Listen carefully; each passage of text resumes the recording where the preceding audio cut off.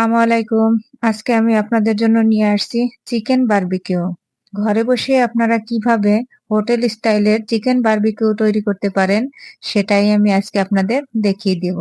তাহলে আমরা চলে যাচ্ছি মূল রেসিপিতে। বারবিকিউ বানানোর জন্য আমাদের লাগবে মুরগি। আমি এখানে 1 কেজি সাইজের 4টা মুরগি নিয়েছি। আমার এখানে সবকিছু ফেলে দিয়ে 3 কেজি পরিমাণ আছে। মুরগিটা আমি মেখে নিচ্ছি। এখানে আমি নিয়েছি 1 কাপ পরিমাণ টক দই এবং নিয়ে নিচ্ছি 1 কাপ পরিমাণ পেঁয়াজ বাটা, আদা, রসুন এবং গোলমরিচ একসঙ্গে আমি ব্লেন্ড করে নিয়েছি। 3 ইঞ্চি পরিমাণ আদা এবং বড় সাইজের 2টা রসুন আমি এর সঙ্গে নিয়েছি।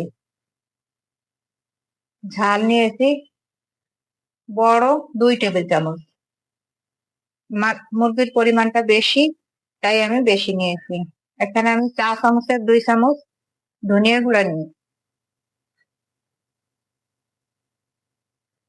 লবণ নিয়েছি 1.5 টেবিল চামচ।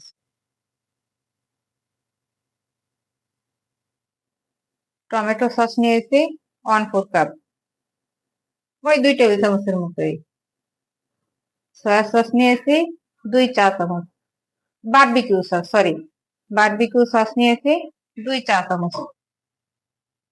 এই বারবিকিউ সসটা যদি না থাকে এখানে আপনারা টমেটো সস এবং একটু সয়া সস দিয়ে নিতে পারেন এবং সরিষার তেল 1/2 কাপ। সরিষার তেলটা মাস্ট, এটা ব্যবহার করতেই হবে। এবার আমি ভালোভাবে একটু মেখে নিচ্ছি। এই পর্যায়ে আপনারা লবণটা একটু চেক করে দেখবেন। আর মুরগিটা যদি ফ্রিজের হয় তাহলে সামান্য একটু টেস্টিং সল্ট ব্যবহার করবেন। আর যদি আপনি মুরগিটা সাদা সাদা আনেন তাহলে আর টেস্টিং সল্টটা ব্যবহার করা লাগবে না, সম্পূর্ণ আপনার উপর। আমার লবণটা ঠিক আছে। এবার আমি মুরগিগুলো একে একে দিয়ে নিচ্ছি ভালোভাবে। এটা আপনারা যত ভালোভাবে হাত দিয়ে এরকম মাখাবেন, এই যে আমি হাড় পর্যন্ত চিড়ে নিয়েছি।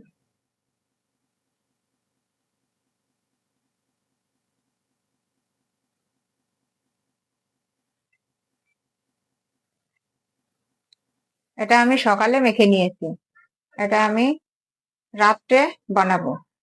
শীতের দিন তাই আমি আর ফ্রিজে রাখছি না। যদি গরমের দিন হয় আপনারা ফ্রিজে রেখে দিতে পারেন। তাহলে আমি ফিরে আসছি রাতে। শেষ। এভাবে আমি রেখে দেবো রাত পর্যন্ত।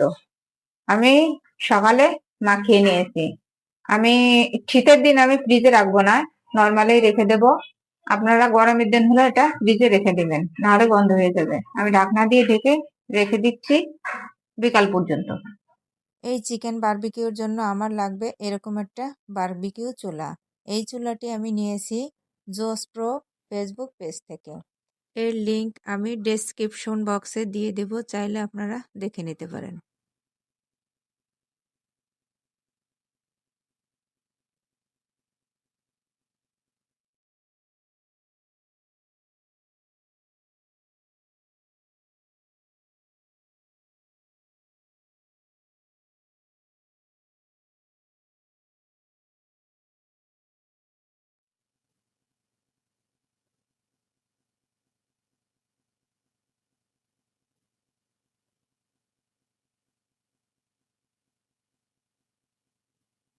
দিয়ে দিচ্ছি গরম মশলা,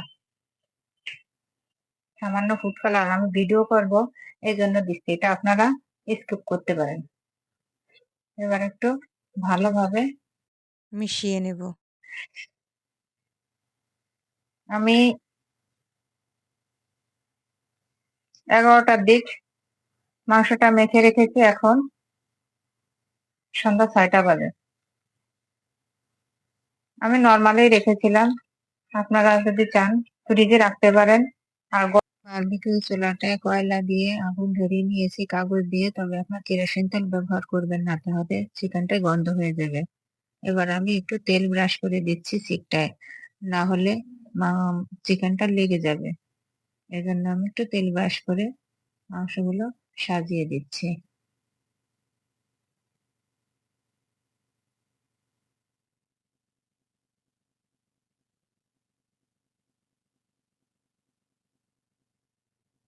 এভাবেই রেখে দেব 5 মিনিট। 5 মিনিট পর আমি উল্টিয়ে দেব। 5 মিনিট পর আমি উল্টিয়ে দিচ্ছি। সবগুলো চিকেন উল্টিয়ে বারবার সরিষার তেল ব্রাশ করে দিতে হবে। এভাবে সরিষার তেল ব্রাশ করে এবং ওই যে মশলাটা চিকেনের ছিল ওই মশলাটাও ব্রাশ করে দিতে হবে, তাহলে চিকেনটা ড্রাই হবে না, জুসি থাকবে। এভাবে 5 মিনিট পর পর উল্টিয়ে পাল্টিয়ে পুড়িয়ে নিতে হবে এবং তেল ও মশলা ব্রাশ করে দিতে হবে। তেল ব্রাশ করলে, ভিতরে তেল পড়লে এভাবে আগুনটা জ্বলে ওঠে আর খুব সুন্দর পোড়া পোড়া হয়। কোনো সমস্যা নাই, ভয়েরও কোনো কারণ নেই। তবে প্রথম দিক দিয়ে এরকম জোরে জ্বললে কিন্তু স্কিনটা পুড়ে যাবে, ভিতরটা কাঁচা থাকবে। আপনারা সবসময়ের জন্য আস্তে আস্তে ভাজার চুলার তাপটা একেবারেও কম থাকবে না, খুব বেশিও না। এভাবে রেখে মুরগিগুলো পুড়িয়ে নেবেন।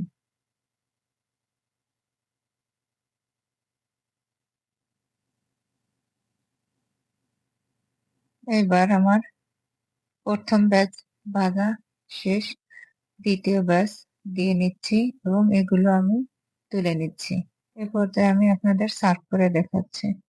দেখুন, সার্ভ করে নিয়েছি, কতটা সুন্দর হয়েছে এবং দেখতে কতটা লোভনীয় লাগছে। তাহলে আপনারাও এভাবে বাসায় বানিয়ে খাবেন। আমি অফ ক্যামেরায় বাটার নান বানিয়ে নিয়েছি। এর এই বাটার নানের রেসিপিও আমার চ্যানেলে দেয়া আছে, আপনারা চাইলে দেখে নিতে পারেন। এই চিকেনটা খেতে অসম্ভব মজার ছিল এবং এভাবে পুড়িয়ে বানালে যে কি ঘ্রাণ, আসলে আপনারা না বানিয়ে খেলে বুঝতেই পারবেন না যে এর কি স্বাদ। তাহলে আজ আমি আপনাদের কাছ থেকে বিদায় নিচ্ছি। হাজির হব নতুন কোনো রেসিপি নিয়ে। আল্লাহ হাফেজ।